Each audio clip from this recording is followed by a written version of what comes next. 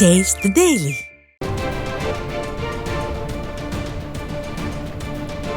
முக்கிய செய்தி. சென்னை கிண்டி அரசு மருத்துவமனையில் கத்திக்குத்திற்கு ஆளான மருத்துவர் பாலாஜி ஜெகநாதன் மீது தமிழ்நாடு மெடிக்கல் கவுன்சிலின் மின்னஞ்சல் மூலம் புகார் அளிக்கப்பட்டுள்ளது. கூடுதல் விவரங்களை தலைமை செய்தியாளர் ஜெயக்குமார் வழங்க கேட்கலாம். ஜெயக்குமார், வணக்கம். விவரங்களை பதிவு பண்ணலாம். வணக்கம் பாலாஜி.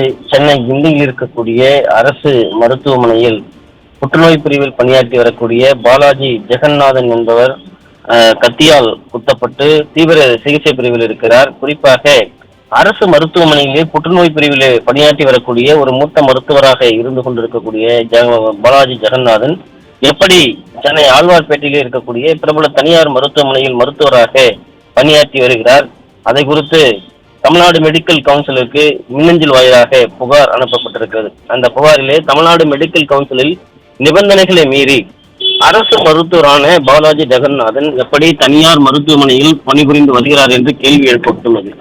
குறிப்பாக இந்த சம்பவத்தில் அரசு பணி நேரத்தில் தனியார் மருத்துவமனையில் ஏதேனும் அறுவை சிகிச்சை மேற்கொண்டாரா, அதுபோன்ற நடவடிக்கையில் அவர் ஈடுபடுகிறாரா என்றும் கேள்வி எழுப்பப்பட்டிருக்கிறது. அந்த புகாரில் தெரிவிக்கப்பட்டிருக்கிறது. அரசு மருத்துவமனையில் மேற்கொள்ள வேண்டிய அறுவை சிகிச்சைகளை தனியார் மருத்துவமனையில் மேற்கொள்ள ஏதேனும் பரிந்துரைக்கின்றாரா என்றும் அந்த புகாரில் கேட்கப்பட்டிருக்கிறது. அதே போன்று தமிழ்நாடு மெடிக்கல் கவுன்சிலில் நிபந்தனைகள் எல்லாம் மீறி எப்படி இவர் அந்த மருத்துவமனையில் அனுமதிக்கப்படுகிறார், பணியாற்றுகிறார் என்று அந்த புகாரில் தெரிவிக்கப்பட்டிருக்கிறது. குறிப்பாக முகமது கவுஸ் என்பவர் இந்த புகார் அளித்திருக்கிறார். ஏற்கனவே பாலாஜி ஜெகநாதன் குறிப்பாக அந்த கத்தியால் வெட்டப்பட்ட விக்னேஷ் அவர்தான் தனது தாய் புற்றுநோயால் பாதிக்கப்பட்டிருக்கிறார், பிரேமா என்பவர்.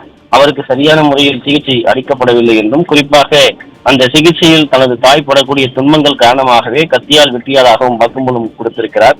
அந்த விக்னேஷ் மீது ஏற்கனவே ஒரு கொலை வழக்கோ அல்லது மற்ற குற்ற வழக்குகளோ எதுவும் இல்லை என்பது குறிப்பிடத்தக்கது.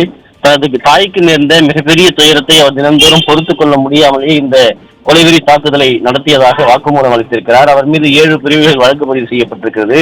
குறிப்பாக தனியார் மருத்துவமனையில் பணிபுரியக்கூடிய மருத்துவர்கள் அரசு மருத்துவமனையிலே பணிபுரிந்தால் எப்படி இவர்கள் ஒரு நியாயமான முறையிலே பணியாற்ற முடியும் என்கிற பல்வேறு கேள்விகள் எழுப்பப்பட்டிருக்கிறது. தமிழ்நாடு மெடிக்கல் கவுன்சில் விதித்திருக்கக்கூடிய விதிமுறைகள் எல்லாம் மீறிதான் இவர்கள் இதுபோன்ற நடவடிக்கையில் ஈடுபடுகிறார்கள் என்று அந்த புகாரிலே தெரிவிக்கப்பட்டிருக்கிறது.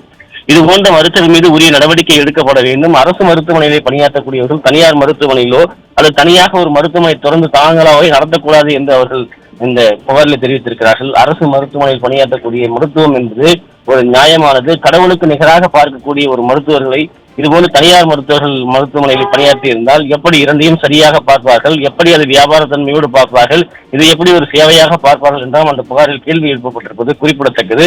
இந்த புகாருக்கான விளக்கம் நடவடிக்கையை அடுத்து பொறுத்திருந்தான் பார்க்க வேண்டும். பாலாஜி, விவரங்களை வழங்கியமைக்கு நன்றி ஜெயக்குமார்.